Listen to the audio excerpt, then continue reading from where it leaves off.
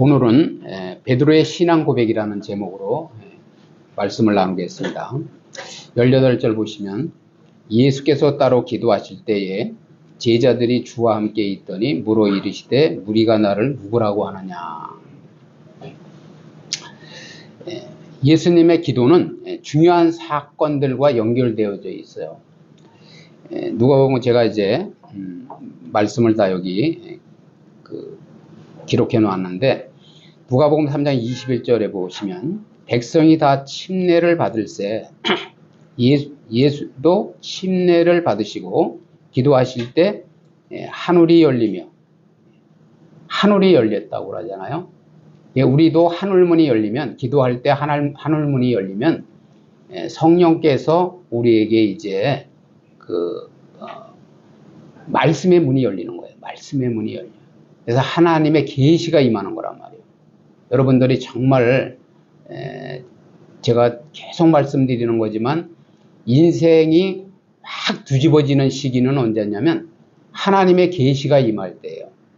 물론 이 강단을 통해서도 이제 말씀을 여러분들이 듣지만 하나님의 음성을 듣지만 정말 뭐냐면 하나님께서는 나에게 개인적으로 딱 찾아오셔서 그냥 꾸중을 하시든지 아니면은 어떠한 그게 아니라고 정확한 어떠한 방향 제시를 해 주실 때 그때부터 여러분들이 달라진다니까요.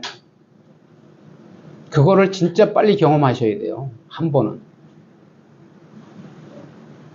그래서 기도, 여기 이제 예수님께서 기도를 하실 때 하늘문이 열린데 하늘이 열렸는데 그것은 결국 하나님의 계시나 말씀을 받을 수 있는 그런 상황이라는 거예요. 그러니까 여러분들도 왜 내가 하나님의 음성을 듣지 못하고 하나님이 나와 함께 하심을 세밀하게 체험하지 못하느냐.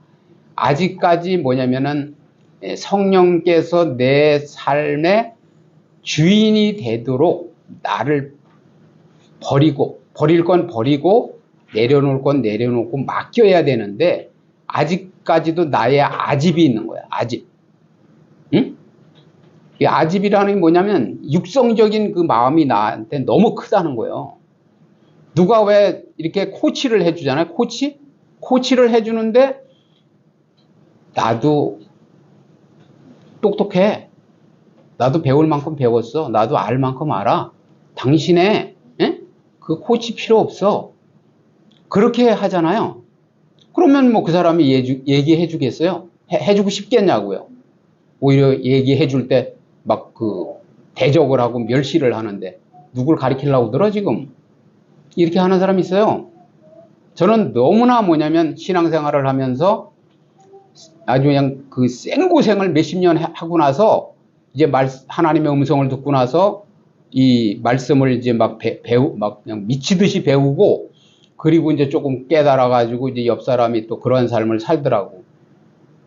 그래서 이제 그 사람에게 이제 어떻게든지 좀 말씀에 눈을 열어주려고 책도 주고, 책도 갖다 주고, 그 다음에 설교 테이프도 주고 계속 그런 거예요. 그리고 또 어느 날 공원에서 만났어요. 그래가지고 이제 앉아서 얘기하는 가운데 여기에 좀 뭐냐면은 집중을 해보시라.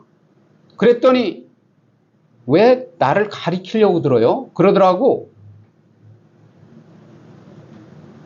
아니 배워야죠. 사단도 모르고 하나님의 인도받는 방법도 모르고 세상을 이기는 방법도 모르고 나를 다스리는 방법도 모르는데 나를 절제하는 방법을 모르는데 매일 술 중독으로서 그냥 내 인생이 왜 이렇게 어려움을 겪는지도 모르고 내 가정이 왜 깨졌는지 이것도 모르고 살면서 거기에 대한 해답을 알려주겠다는데 왜 나를 가리키려고 들어요? 그러면서 그래서 그 뒤로 못 만났어요.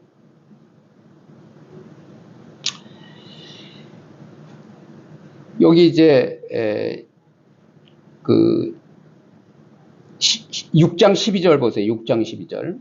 6장 12절 보시면 이때 예수께서 기도하시러 산으로 가사 밤이 새도록 하나님께 기도하시고 밝음에 그 제자들을 부르사 그 중에서 12를 택하여 사도라 칭하셨으니 예수님께서는 그 하나님이시잖아요.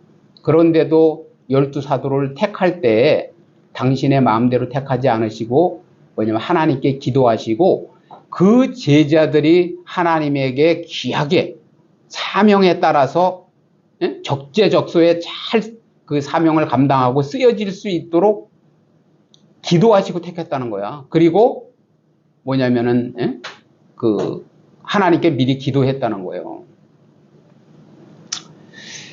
그래서 제자들을 통해서 미래에 성취할 모든 것을 위해서 간절히 기도하신 거예요. 정말 온 마음을 다해서 기도하신 거란 말이에요. 그래서 예수님께서 지금 관심을 갖고 있는 것은 무리들의 생각이 아니라는 거예요. 제자들의 생각. 이 세상 사람들이 예수님을 뭐라고 하든지 그 다음에 옆에 있는 성도가 뭐라고 하든지 너는 나를 누구라고 하느냐 이거예요. 너는 어떻게 나를 예수님을 고백하면서 지금 교회를 다니느냐 이거예요. 그런데 여기 이제 보시라고. 요한복음 6장 14절 지난주인가 지지난주에 이제 우리가 이 말씀을 또 나누었잖아요. 그 사람들이 예수께서 행하신 이 표적을 보고 말하되 이는 참으로 세상에 오실 그 선지자라 하더라.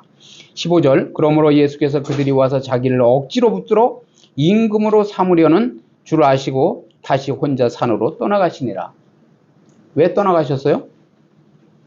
우리에게 생명을 주시기 위해 오신 예수님을 육신적 문제 해결을 위한 유대 임금으로 추대하려고 했기 때문에. 그러니까 이제 자꾸만 이런 말씀을 드리면 상처를 입는데 하나님께서는 우리의 빵 문제, 먹고 사는 문제 해결해 주신다고요. 주셔. 그런데 그것만을 위해서 오신 게 아니라는 거죠. 개나 돼지는 배불리 먹으면 그냥 자잖아요. 그죠? 자, 예배 안 한단 말이죠. 하나님 모르죠. 천국이 어떤 곳인지 갈 생각도 없어요. 그러면 사람이 먹고 사는 그 빵 문제만 해결하기 위해서 교회를 다니고 그거를 위해서 그 한평생을 그냥 허비한다면 개나 돼지와 틀린 게 뭐가 있냐는 거예요. 그 말씀 하시는 거예요. 그 말씀. 그래서 결국은 이제 나중에 또 나오겠지만 유대인들이 오해한 거예요. 오해. 예수님을. 그래서 그 무리들의 그 생각은 이미 알고 계시기 때문에 너의 생각이 궁금하다는 거예요. 너는 나를 누구라고 생각하느냐고 말씀하시는 거예요. 그러니까 여기 19절 보세요. 대답하여 이르되 침례 요한이라 하고 더러는 엘리야라 더러는 옛 선지자 중에 한 사람이 살아났다 하나이다. 이것은 그 제자들의 답변은 7절 8절에 이제 나와 있는데 그 분봉왕 헤롯이 이 모든 일을 7절이에요. 분봉왕 헤롯이 이 모든 일을 듣고 심히 당황하니 이는 어떤 사람은 요한이 죽은 자 가운데서 살아났다고 하며 아니 요한이 자기의 죄를 막 지적해서 회개하라고 그러고 지적해서 죽였는데 다시 살아났다면 얼마나 또 무서운 일이에요. 그죠? 그리고 또 8절에 보니까 어떤 사람은 엘리야가 나타났다고 하고 그죠? 어떤 사람은 옛 선지자 한 사람이 다시 살아났다고도 함이라. 그러니까 7절 8절에서 헤롯이 들었던 소문과 일치하는 내용이라는 거죠. 근데 그 어떤 능력만 행하는 그런 엘리야와 같은 예수님이 아니고 그잖아요. 그 또 주님의 길을 주의 길을 예비하러 임시적으로 나타났던 그 요한과 같은 그런 선지자도 아니라는 거죠. 그죠? 그래서 그 예수님의 특별성은 보았죠. 예수님이 막 기적을 행하시니까 오병이의 기적도 행하시고 그러니까 특별성은 보았으나 메시아라는 생각은 가지지 못했다라는 거죠. 우리가 분명히 알아야 될 것은 좀 전에도 말씀드렸지만 하나님께서는 오병이의 이적을 베풀어서 우리의 삶에 윤택하게 해주세요. 그렇지만은 그것이 전부가 아니고 정말 뭐냐면 그것은 생명의 떡을 내가 생명의 떡이라는 것을 공급하는 그러한 그 자신이심을 보여주신 거라는 거죠. 그래서 20절에 보시니까 예수께서 이르시되 너희는 나를 누구라 하느냐. 베드로가 대답하여 이르되 하나님의 그리스도니이다 하니 예수님께서 제자들에게 다시 질문을 던진 것은 우리의 생각이 틀렸다는 거야. 생각이. 올바른 대답을 하면 다시 묻지를 않잖아요. 그런데 잘못 대답을 하니까 그것을 이제 표현하신 건데 예수님께서는 제자들을 데리고 다니시면서 수많은 이적과 권능들을 나타내 보이셨어요. 첫 번째 뭐냐면 이보다 수많은 이적을 보여주셨지만 그 배를 타고 이제 가실 때 광풍으로 인해서 배가 위태한 상황이 처했어요. 막 파도가 치면서 광풍의 양 물이 막 바다에 아니 그 배에 막 그냥 바다에서 넘실거리면서 배에 막 덮쳐오니까 배가 그냥 물에 잠기잖아요. 그런데 예수님이 이제 주무시는 거야. 그러니까 제자들이 이제 우리가 죽게 생겼다고 하면서 막 이제 주님을 깨우니까 그것은 뭐냐면 주님의 뜻이 아니었거든요. 그러니까 제가 먼저 말씀드렸는지 모르지만 사탄도 뭐냐면 하나님께서 만들어 놓은 이 바다와 이 환경을 가지고 우리를 뭐냐면 어렵게 하는 거예요. 막 기적과 이적을 행하는 거예요. 사탄도. 그래서 막 광풍을 일게 하니까 예수님께서 이제 꾸짖으셨잖아요. 잠잠하라고. 그러니까 그냥 순종한 거예요. 만물이. 하나님이시기 때문에. 그런 그 잠잠케 하신 일이 있고 귀신 들린 사람을 또 구원하셨잖아요. 지난주에 우리가 알아봤지만. 그리고 혈류증 앓는 여인을 고쳐주신 일이 있다라는 거죠. 여러분들이 정말 뭐냐면 병원 가도 안 낫고 그리고 그 어떠한 약을 먹어도 안 낫고 뭐 계속 몸에서 그냥 그 여성이 피가 난다고 생각해봐요. 1년 365일 피가 멈추질 않고 난다고 생각을 해보라고요. 얼마나 고통스럽겠나. 그런 또 혈류증 여인을 앓는 여인을 고쳐주셨잖아요. 그래서 모든 일들은 예수님께서 예수님에게 부여된 하나님의 사역을 수행하신 거예요. 하나님께서 그러한 그 사역을 맡기셨기 때문에 그래서 제자들에게 자신이 누구인가를 알게 하려는 간접적인 교육이라는 거예요. 교육은 뭐냐면 그래서 예수님께서는 제자들을 데리고 다니면서 그냥 말씀으로만 가르치질 않으시고 현장 실습을 시키신 거예요. 현장 실습. 그러니까 여러분들도 그냥 교회 와서 말씀만 들으면 안 돼. 전도 여행도 가봐야 된다고요. 그러면은 아직까지 믿지 않는 분들의 삶이 믿는 사람과 어떻게 틀린가 하는 것을 봐야 돼. 그것을 보여줘요. 그게 이제 영적 눈이 열린 거예요. 그래서 막 어떤 이제 무속 사역을 간다고 그러잖아요. 무속 사역. 무속 사역은 또 뭐냐면 이제 지금까지 막 점을 보고 그런 사람들 있잖아요. 무당이나 어쨌든 보살이나 이런 걸 하는 분들을 이제 찾아가서 집집마다 이렇게 찾아가서 이제 예수님을 전하는 그런 사역을 또 하는데 여러분들이 가보시면 이제 안다라는 거죠, 좀. 그래서 이제 예수님은 제자들이 그에 대해서 어느 정도 이해를 갖게 되었을 것이라는 판단하에 뭐냐면 이런 물음을 던지신 거야. 내가 이렇게 너희들을 데리고 다니면서 전도 여행도 보내고 또 전도 실습도 시키고 오병이의 기적도 행하시고 병도 고쳐 사람들을 병도 고치고 이렇게 했는데 그러면 너는 도대체 나를 그냥 병 고치는 그런 사람으로 생각하느냐, 진짜 나를 메시아로 생각하느냐, 구원자로 생각하느냐는 거예요. 그러니까 우리가 제일 중요한 것은 원죄를 깨닫고, 여러분들이 원죄에 대해서 분명히 알아야 돼요. 원죄를 깨닫고 그 다음에 원죄를 해결하는 방법을 깨닫고 그리고 내가 지옥 형벌을 면하는 그 원리를 깨닫는 것이 하나님의 의를 깨닫는 거요. 그 의를 덧입는 거라는 거예요. 로마서의 주제가 뭐예요? 인간의 노력으로 안 된다. 율법을 지켜서는 절대 의로울 수가 없다. 모든 사람이 죄를 범하였으며 하나님의 영광에 이르지 못한다. 모든 사람이 모든 사람. 사람은 누구나 다 죄인이라니까요. 그래서 이 물음은 모든 신앙인 각자에게 주어지는 것이라는 거예요.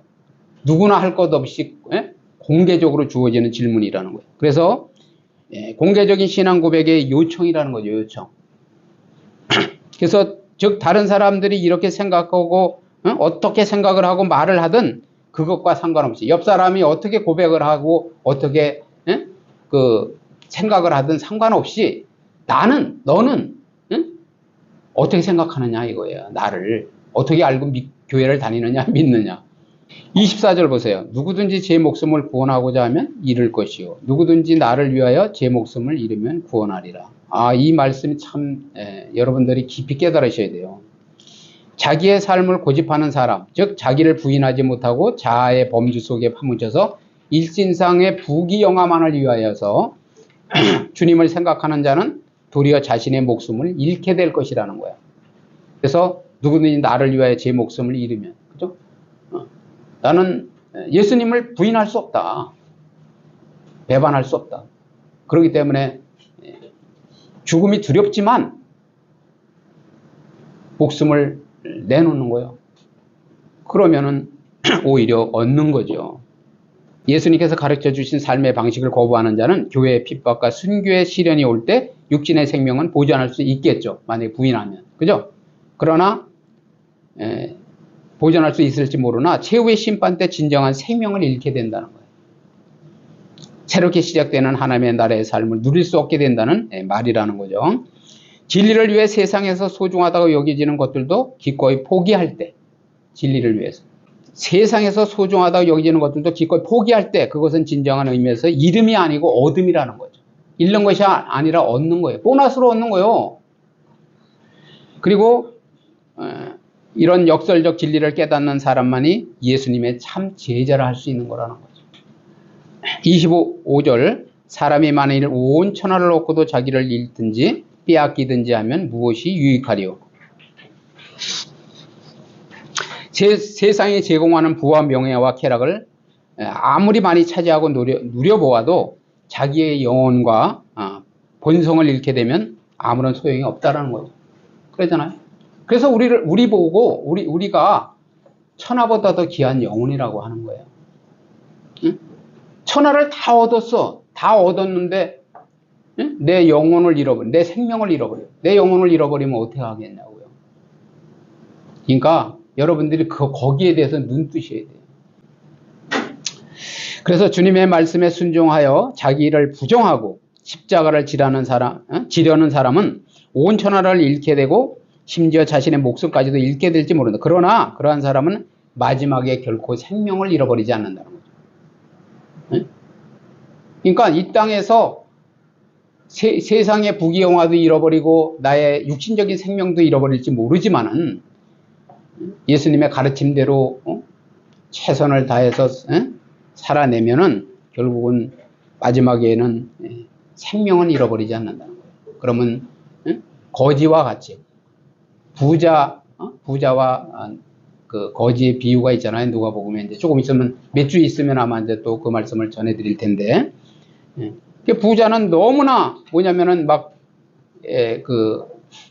불 가운데서 이제 막 뜨거우니까 막 너무 막 갈증이 나고 막 죽겠으니까 그냥 물 한 방울만 내 혀에다가 좀 묻혀달라고 그렇게 애원을 하잖아요.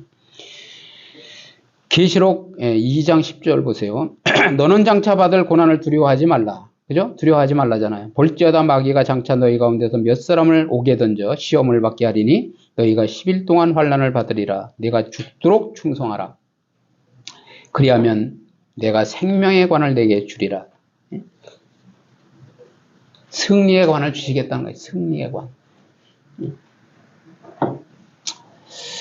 26절 보시면 누구든지 나와 내 말을 부끄러워하면 이 인자도 자기와 아버지와 거룩한 천사들의 영광으로 올 때 그 사람을 부끄러워하리라. 그죠? 예, 우리가 사람은 속일 수 있지만 하나님은 속일 수가 없잖아요. 그렇기 때문에 우리가 부끄러워했는지, 주님을 부끄러워했는지, 주님을 자랑스럽게 여겼는지, 또 신뢰하고 믿고 따랐는지, 그런 것을 주님께서 다 아시지 않느냐는 거예요. 숨진 것이 다른 사람들의 부정적 반응을 의식하지 말라는 거죠. 의식하지 말라는 거예요. 그리고 예수님의 부활 승천 후 교회에 핍박이 닥쳐올 거라는 거예요. 예수님이 그때는 함께 계시면서 막 그 귀신도 물리치시고 이렇게 하셨지만 이제 부활하시고 승천하셨잖아요. 그래서 이제 우리에게 물론 성령께서 함께 하시면서 우리를 또 인도해 주시는데, 어찌됐든 성도들이 이제 그런 핍박이 올 때, 예수님의 부활 승천 후 핍박이 올 때, 예수님이 가르쳐 주신 삶의 방식이 무기력해 보여도, 의미 없어 보이고 무기력해 보여도 기독교인들의 삶이 실패자의 모습처럼 보일 수도 있다는 거죠. 정말 그래요, 정말. 여러분들이 이제 어떤 마음으로 교회를 다니시는지 모르지만 세상 사람 중에 그런 사람이 태반이요.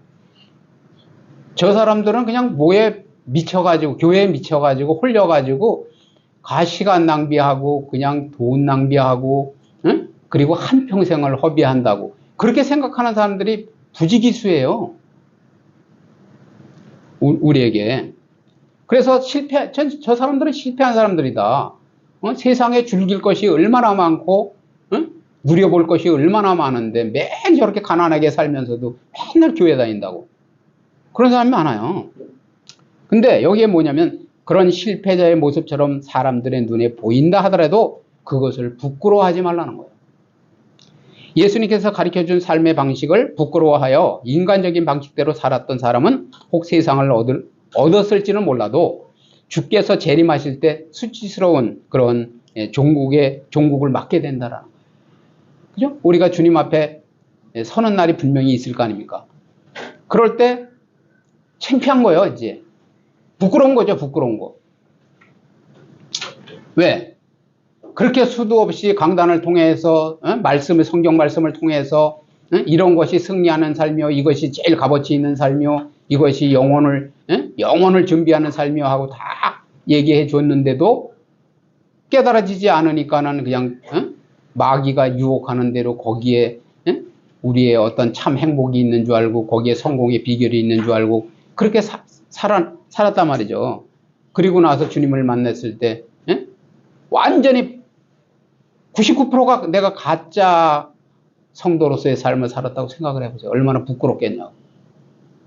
이렇게 화려한, 천국이 예비되어 있고, 상급이 예비되어 있고, 주님께서 사랑을 받는, 특별히 더한 사랑을 받는 사람들이 누리는 그러한 것을 만약에 보게 된다면 그때 가서 얼마나 후회하겠냐는 거예요. 그래서 바울은 로마서 1장 16절에도 나와 있지만 바울은 복음의 능력을 믿기 때문에 복음을 부끄러워하지 않는다고 하였어요. 왜냐하면 십자가의 도는 그 하나님의 능력이라는 거예요. 능력. 그렇기 때문에 나는 그것을 확실하게 믿기 때문에 사람의 어떤 교묘한 말로, 그죠? 뭐 그냥 세상 지식이 진짜 뭐 박사 학위가 뭐 5개씩 있어도 안 된다는 거야. 그런 말로는, 교묘한 말로는 어떻게 우리가 영혼을 구원할 수 없지만 이 십자가의 도, 예수님께서 아까 제가 조금 전에 그 아주머님에게 설명드린 그런 십자가의 능력, 그죠? 예수님이 왜 죽으셨냐? 십자가에 왜 죽으셨냐? 그죠? 그 십자가의 도를 우리가 분명히 깨달아야 돼요. 그냥 죽으신 것이 아니라는 거예요. 십자가에서 죽으시면서 이루신, 다 이루었다 하셨잖아요. 그 이루신 그 사명을 우리가 분명히 깨달을 때, 아, 십자가가 능력이로구나. 그래서 그 마태복음 16장 20절 보시면 인자가 아버지의 영광으로 그 천사들과 함께 오리니 그때 각 사람이 행한 대로 갚으리라. 그러잖아요. 행한 대로 갚으신다잖아요. 행한 대로. 그럼 우리가 뭐야? 이 땅에 살아가면서 어떻게 행했느냐가 중요한 거예요. 근데 여기서 이 행함은 그런 율법적 행함을 말씀하는 것보다는 믿음의 행함을 얘기하는 거예요. 기생 라합이 그 정탐꾼, 그러니까 그 나라의 입장에서 보면 다른 나라의 적군이 지금 스며들어와서 정탐을 하러 온 거잖아요. 이 나라를 무너뜨리기 위해서. 그런데 주권이, 이 나라가 망하고 내 생명을 구원받는 길은 하나님의 주권에 있다는 것을 기생 라합은 알았기 때문에 믿음의 행함을 행한 거예요. 응? 정탐꾼을 숨겨준 거라는 거예요. 그러니까 우리의 신앙생활도 이 땅에 그러한 육신적 내가 부귀영화만을 위해서 나의 또 이 일평생의 안락함을 위해서, 평안함을 위해서만 그 행하는 그런 거짓된 행함이 아니고 정말 내가 믿음으로 행해서 구원을 받고 하나님의 천국의 비밀을 누리고 주님과 함께하는 그러한 비밀을 누릴 수 있는 행함을 할 때 말씀에 의지해서 그물을 내리고 그리고 거기에 기초해서 나의 모든 삶을 기경해서 변화시켜 나갈 때, 그럴 때 결국은 주님께 영광이 된다. 그런 말씀이에요. 그래서 그 성령께서 그 우리 삶에 오셔서 우리를 주인 삼으시고 그리고 온 세상에 이제 성령의 역사가 확산되어 나가고 복음이 온 세상에 전파되었을 때 그리고 모든 나라가 그리스도에게 돌아왔을 때 그들은 하나님의 나라를 보았다라는 거죠. 그래서 그들은 이방 나라가 파괴되는 것을 보았는 거예요. 그러니까 강철 로마라고 하지만 로마가 얼마나 유대인들을 그 식민지로 삼아서 그냥 얼마나 막 그 핍박을 했습니까? 그랬지만은 결국은 뭐냐, 강철 로마라고 하는 나라도 무너졌잖아요. 그런 것처럼 하나님의 나라의 승리를 목격하였다라는 거죠. 결론을 말씀드리면 올바른 신앙 고백을 하고 예수님께서 가르쳐 주신 삶의 방식을 따라야 된다는 거예요. 그러니까 그 올바른 신앙 고백이라는 것은 그리스도는 우리의 참 왕이 되셔야 돼요. 그리스도께서. 예수님이 우리의 참 왕이 되어야 된단 말이에요. 그래서 참 왕이 되시면 마귀가 우리를 갖다가 우리의 삶을 넘어뜨리려고, 망하게 만들려고, 그죠? 질병 걸려서 죽게 만들려고 여러 가지 그 가진 괴계를 다 부려도 참 왕이 되셔서 왕권을 가지고서 우리의 삶을 주관하시면서 다스려 주시면 예수님의 왕권을 가지고 우리가 뭐냐면은 이 세상을, 나를 다스리고 세상을 이기고 사단을 이기면서 정복해 나가는 거예요. 여러분들이. 그리고 아까 말씀드렸지만 제사장이 되셔야 돼요. 나의 제사장이 되셔서 그 원죄 문제가 해결이 돼야 된다라는 거예요. 아무리 교회를 몇십 년 다녀도 원죄 문제를 못 깨닫고 원죄 해결이 안 되면 그러면 지옥 가는 거예요. 아무리 내가 착하게 살아도, 이웃을 구제하고 도와주고 착한 일을 많이 해도 원죄 해결이 안 되면 안 돼요. 그러니까 참된 제사, 구약에는 제사라고 하지만은 이제 신약에 와서는 예배잖아요. 예배를 통해서 예수님께서 우리의 참된 제사장이 되셔서 우리의 죄를, 예배 드릴 때마다 여러분의 죄가 해결되면서 그리고